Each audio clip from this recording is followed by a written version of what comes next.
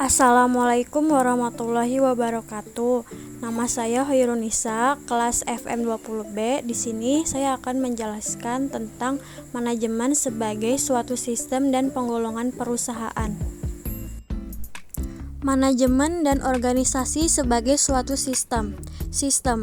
Sistem adalah kumpulan bagian-bagian yang berhubungan dan membentuk kesatuan kompleks, dan masing-masing bagian bekerja sama, bebas, dan terkait dalam mencapai kesatuan sasaran dalam situasi yang kompleks.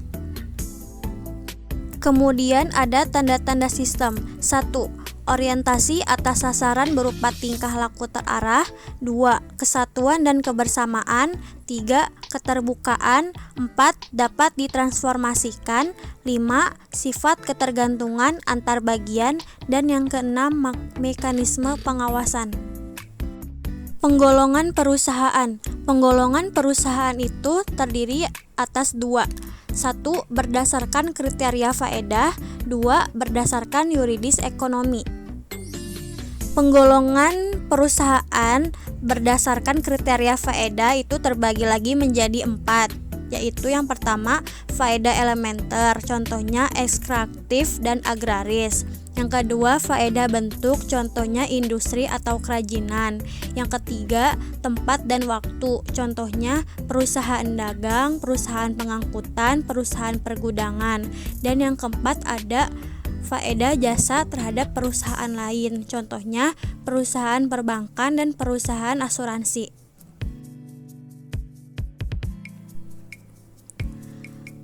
Penggolongan perusahaan berdasarkan yuridis ekonomis. Yang pertama ada usaha perorangan. Usaha perorangan adalah usaha yang tanggung jawab pada pribadi seorang. Usaha persekutuan. Usaha persekutuan adalah kerjasama antara beberapa orang. Contohnya ada firma. Firma adalah bentuk khusus usaha persekutuan yang didirikan oleh beberapa orang dengan menggunakan nama bersama. Lalu ada CV atau persekutuan komanditer. Adalah persekutuan yang didirikan oleh sekutu-sekutu yang memimpin dan sekutu-sekutu yang mempercayakan modalnya untuk digunakan dalam perusahaan. Kemudian ada PT atau perseroan terbatas. PT adalah suatu badan yang mempunyai kekayaan, hak dan kewajiban terpisah dari yang mendirikan dan memiliki PT tersebut. Kemudian ada koperasi. Koperasi adalah suatu perkumpulan yang keanggotaannya bersifat pribadi dan tidak dapat dialihkan dengan tujuan kesejahteraan material anggotanya. Yayasan. Yayasan adalah suatu jumlah modal yang disendirikan dan berstatus badan hukum. Modal yang disendirikan dianggap tidak ada pemiliknya dan terlepas dari yang mendirikan. Kemudian ada perusahaan negara. Perusahaan negara adalah semua perusahaan dalam bentuk apapun yang seluruh modalnya merupakan kekayaan negara, kecuali ditentukan lain oleh undang-undang. Terdapat beberapa jenis sekutu. Yang pertama ada general partner. General partner itu bertanggung jawab penuh memegang manajemen perusahaan. Yang kedua ada special or limited partner. Special or limited partner itu bertanggung jawab pada modal, tidak pada manajemen perusahaan. Yang ketiga ada silent partner. Silent partner itu tidak aktif, tapi terkenal sebagai partner oleh publik. 4. Secret partner. Secret partner itu aktif dalam partnership, tapi tidak dikenal publik. 5. Dormant or sleeping partner, yaitu tidak aktif dan tidak dikenal publik. 6. Senior partner. Senior partner itu partner awal, modal besar, ikut memanage. Kemudian ada junior partner. Junior partner itu kebalikan dari senior partner. Dan yang terakhir ada nominal partner. Nominal partner sebagai partner, tapi tidak ikut memberikan modal dan tidak mendapatkan laba. Selain itu ada budaya perusahaan atau korporat. Pengertian budaya korporat.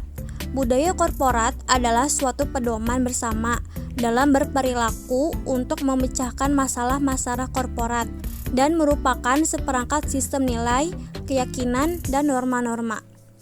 Korporat yang sukses itu adalah korporat yang berhasil mampu mengelola budaya baru seperti 1. Memperhatikan kebutuhan rohani dan jasmani karyawan. 2. Lebih banyak kerja akal pikiran daripada fisik. 3. Tersedia pilihan pekerjaan dan mobilitas tinggi. 4. Manajer memberikan konsultasi, bukan perintah. 5. Kompetensi keterampilan manajemen dan bukan teknologi. Terdapat 8 nilai primer atau asas budaya baru. 1. Asas tujuan. 2. Asas konsensus. 3. Asas kesatuan. 4. Asas empiris. 5. Asas keunggulan. 6. Asas keakraban. 7. Asas prestasi. Dan yang ke-8, asas integritas. Efektivitas karyawan. Efektivitas karyawan itu kualitas, produktivitas, efisiensi, laba, pertumbuhan, pemanfaatan lingkungan, stabilitas, kecelakaan kerja rendah, kepuasan kerja, penilaian pihak luar, pemeliharaan karyawan baik, komunikasi terbuka, dan kelestarian atau survival. Budaya korporat yang kuat akan berpengaruh terhadap efektivitas karena para karyawan loyal, nilai budaya menjadi pedoman perilaku, berpartisipasi dalam bentuk konsensus, pengakuan dan menghormati status sebagai karyawan. Orientasi karyawan pada misi, visi, dan tujuan perusahaan. Karyawan paham apa yang boleh dan tidak dilakukan. Karyawan saling mendukung, membantu. Karyawan merasa dihargai. Adanya kebersamaan dan saling pengertian. Dan yang terakhir, karena budaya korporat sesuai dengan strategi korporat. Produktivitas dan efisiensi. Produktivitas dan efisiensi itu 1. Laba meningkat. 2. Harga pokok turun. 3. Hasil produksi mudah tersebar. 4. Harga jual dapat diturunkan. 5. Banyak pembeli karena murah. 6. Kompetitif. 7. Efisiensi waktu.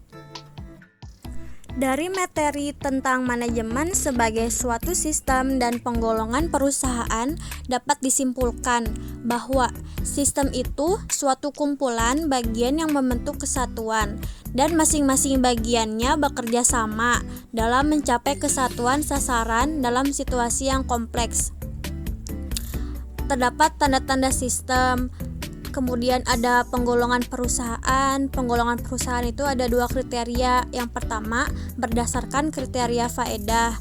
Yang kedua, berdasarkan yuridis ekonomis. Berdasarkan kriteria faedah itu terbagi lagi menjadi 4. Dan berdasarkan yuridis ekonomis itu seperti usaha perorangan, usaha persekutuan, yayasan, koperasi, dan lain-lain. Selanjutnya ada jenis-jenis sekutu seperti general partner yang bertanggung jawab penuh memegang manajemen perusahaan. Ada special or limited partner yang bertanggung jawab pada modal. Ada secret partner, senior partner, junior partner, dan lain-lain. Selanjutnya ada 8 nilai atau asas budaya baru. Ada budaya perusahaan atau korporat dan dijelaskan mengenai budaya korporat yang kuat akan berpengaruh terhadap efektivitas. Terima kasih atas perhatiannya. Mohon maaf apabila ada kesalahan baik dalam pengucapan maupun dalam pengetikan. Wassalamualaikum warahmatullahi wabarakatuh.